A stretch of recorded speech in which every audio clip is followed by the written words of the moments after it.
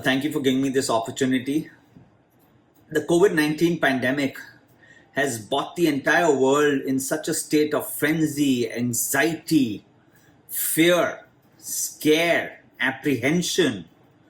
But we've all learned how to live with it. And I think this is the way forward. This is the way life has to lead ahead and forward. The COVID-19 pandemic has also stopped many events all across the globe in the past 5 months. But here on, I think things are opening up. And here today, I'm going to be speaking about something called as a bio bubble. This is a new concept, evolutionary through the COVID-19. So, it's a secured concept. It's called a bio bubble or a biosecurity bubble. It means the same thing. What does it mean? It's an imaginary bubble. It's not a physical bubble where you actually have a balloon or something that's blown in a huge size and people inside. So it's a secured imaginary bubble where a group of people, may it be 2 to innumerable, come together and stay together without having any kind of physical interaction with people who are outside this imaginary bubble. So this is a very safely prepared bubble to mitigate the risk of COVID-19 infections and thereby also decreasing the risk of other infectious diseases which could have been spread. That means if we have to talk about a sporting event, it's the month of August, September, October, where there are numerous sporting events all across the world that occur. And of course, entertainment has been missed. The people concerned with the events are not active. But if you take this first such a mammoth kind of event, we're talking about the IPL, which is about to be played in the United Arab Emirates. So what has one done to make this bubble? So it's a bubble not only concerned with people who are actually performing, it's a bubble also concerned with people who are away from the main event. So there are two kinds of bubbles here. One bubble is the bubble that is there in the United Arab Emirates, and the other bubble is the bubble that's back home, which is doing all the relaying, the commentary, etc., etc. So what is this bio bubble and how did it come into play? Every person who went from anywhere in the world into the United Arab Emirates actually got a COVID test done. Once they reached there, they were asked to be isolated according to the guidelines and the SOPs from the BCCI and according to the law of the land, which is the United Arab Emirates. Several tests are going to be done also during the period. And the first, almost as many as 5 tests could have been performed between the actual practice and the people leaving their homes. So that's a large number of tests. This really decreases the chance of transmission of the virus. One can never be 100% sure, but this is the best that someone can do.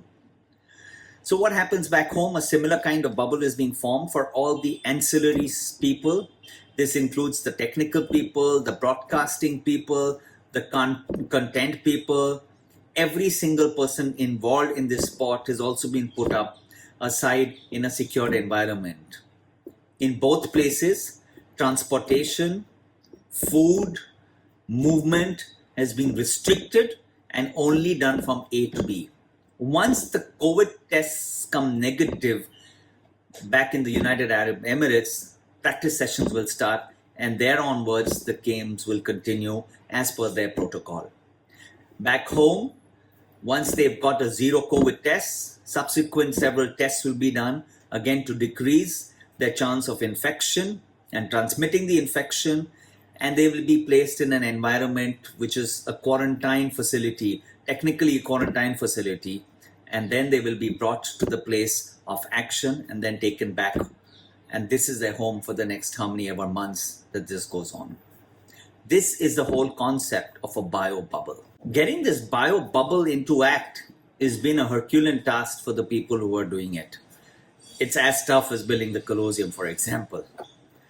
It requires a lot of physical and emotional strength to do it.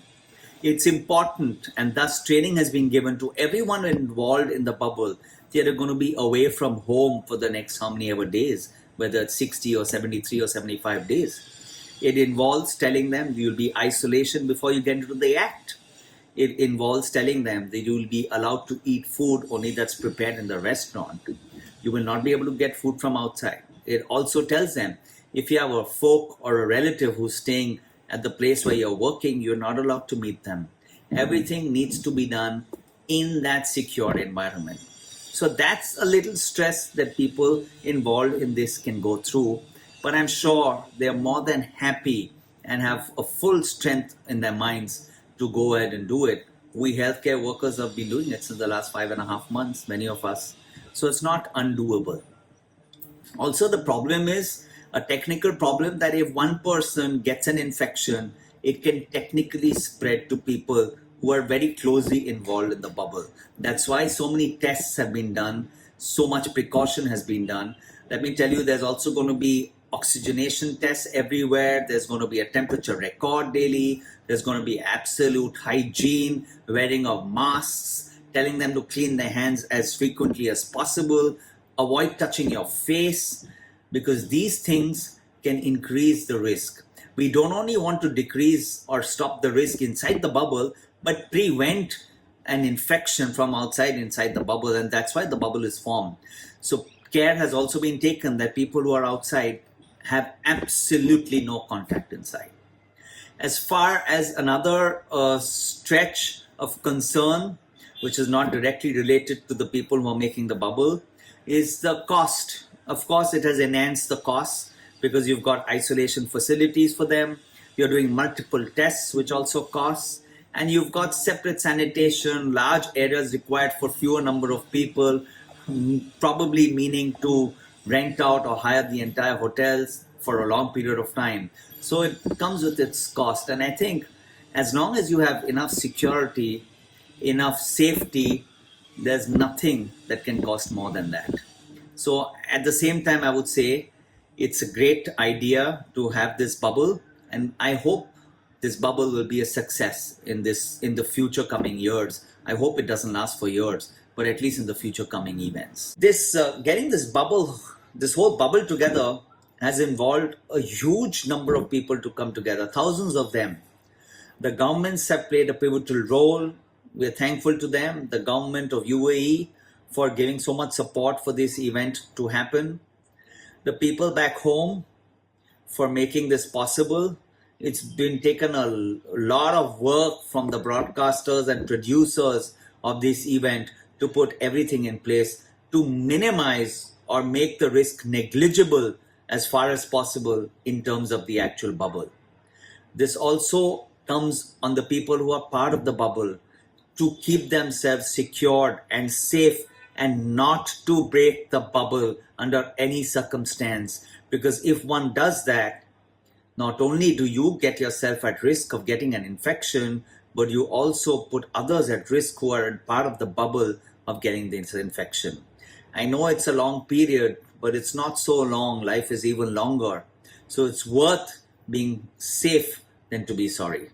So it's really hard work. There have been more than 1,000 people involved, and I'm sure an equal number may be in quarantine or in isolation or in the bubble for this sport to be happening soon.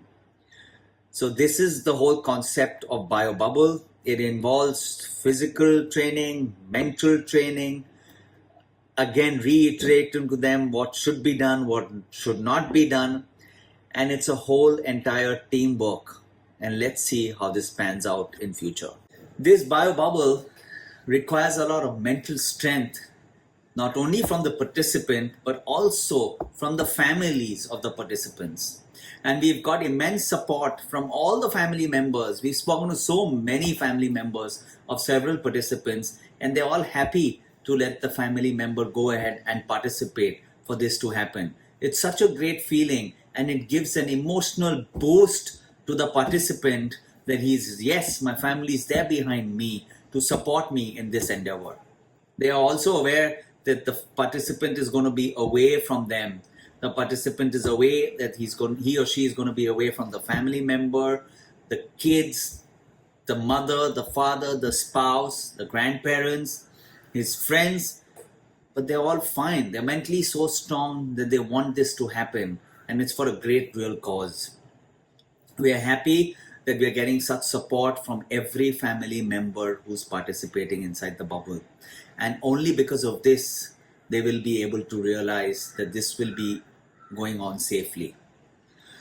The family members and the participant also realize the importance of keeping the bubble intact. It not only reduces your risk of getting the infection, but it also mitigates the risk of spreading the infection to the others. And that's why it's important to be secured and limited to the biobubble and not wander around. And that's why the families realize that they will not be able to meet the family member for the next so many days. It's a great feeling, and I hope this goes as a great success.